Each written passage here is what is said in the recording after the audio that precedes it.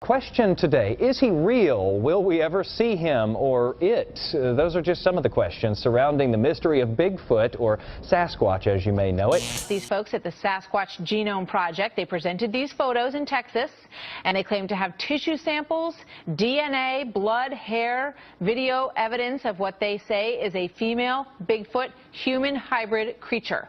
They say they found it in the backwoods of Kentucky. We've all had experiences that have changed our lives. I mean, literally shook the foundations of what we believe in. And that came through Adrian's visual sightings and Richard's visual sightings, and me and my family, we came across a large footprint in the Colorado mountains, and so things like that shook your reality, shake your world, and you say, well, there's got to be more to this subject than just a myth. Legendary figure. There's a cast from Blue Creek Mountain, and that's John Green. Okay, yeah, John Green. This is great. Bluff Creek just has a great history. And in just a few moments, our next speaker, you'll get to hear Bob Gimlin tell his firsthand account of what actually happened that day getting the film. And that's a real treat and a special occasion. So I won't go over the story of what happened that day. I'll just show you. John was still there. And these were the first images that came out to the public. They were published in Argosy magazine in February 1968. And it's really significant because here from Bluff Creek and from the Patterson-Gimlin film, we have the first visual images of a Sasquatch, a Bigfoot. Now, they weren't the highest quality, but again, you can really see the hair, the muscle mass, the bulk of the creature, and of course the distinctive breast, the female anatomy, which was very unusual. And this is from one of the Cibachrome prints they made later on from the film. This is a very high quality image from the Patterson-Gimlin film. And of course, they made 2 prints on that day. And there they are, 14.5 inches. I think actually those are, you can also see down near Bob's, that's Bob on the left and Roger on the right.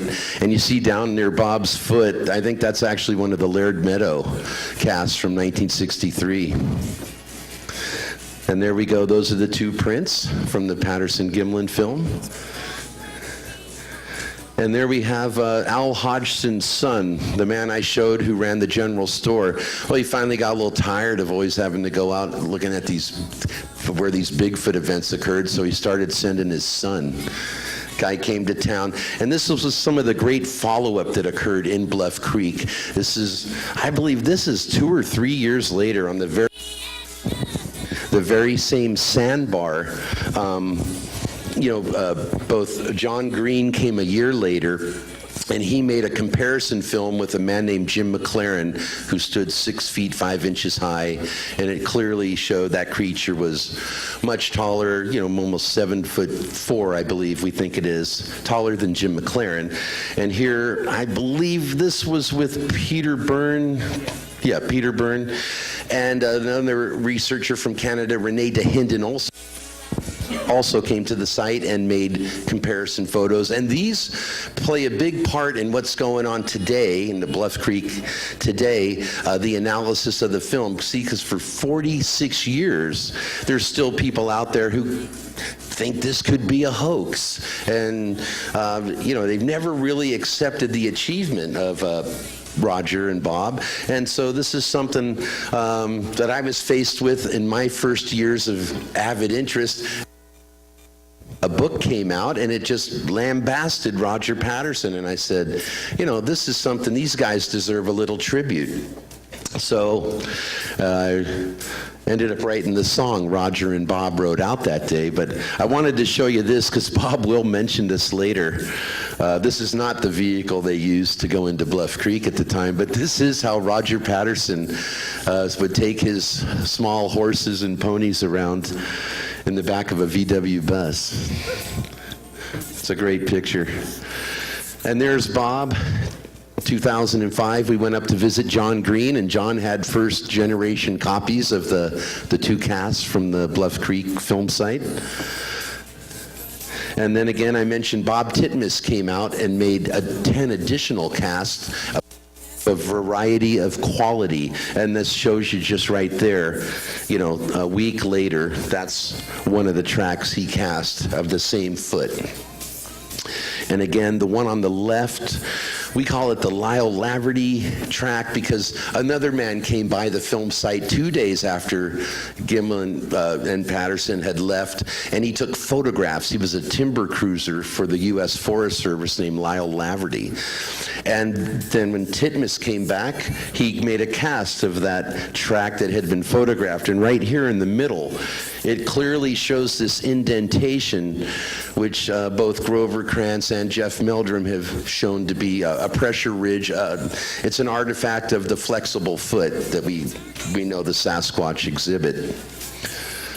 Okay, and there's Bob. We were down there again, and we've been there a couple of times. This was in 2011, and this is the display case if you walk into the Willow Creek Museum. This is the display case they have for the film. So it's a wonderful picture, and I think I may just leave that one up, yeah. So I'd like to now ask Bob Gimlin to come up and join us, and we're going to do the song I wrote, Roger and Bob Rode Out That Day. Thank you. Yeah, so let's hear it for Bob Gimlin.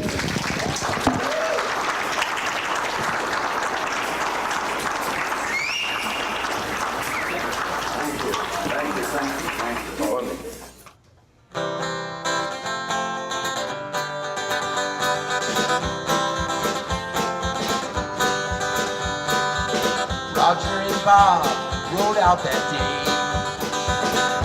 Till that log jam got in their way. Well, they got lucky on the creek that day. Yeah, they got lucky when she walked away. Roger and Bob rode out that day. Roger and Bob were gone a week, right in the forests around Bluff Creek. They shot some film of a Bigfoot there. Walked on 2 legs and was covered in hair. Roger and Bob had quite a week.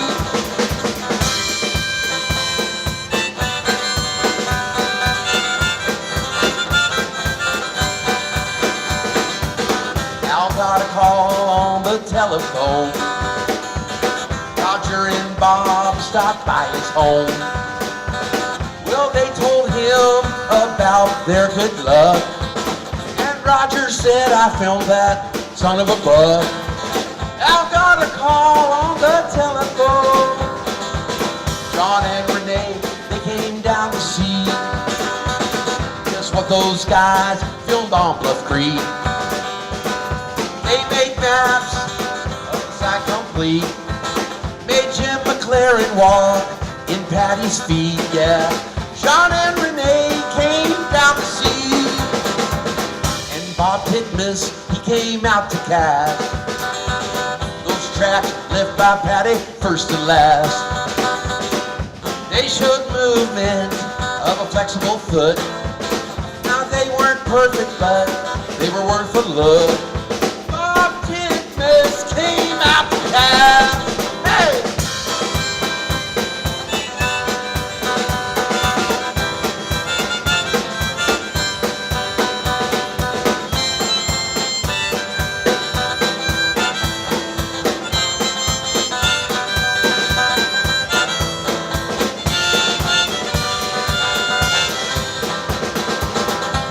Took the film to Russia and the UK. He showed it there to see what they had to say. But the Londoners looked down their nose. But the Russian scientists looked very close. Renee took the film to Russia and the UK. That film got shown on the TV.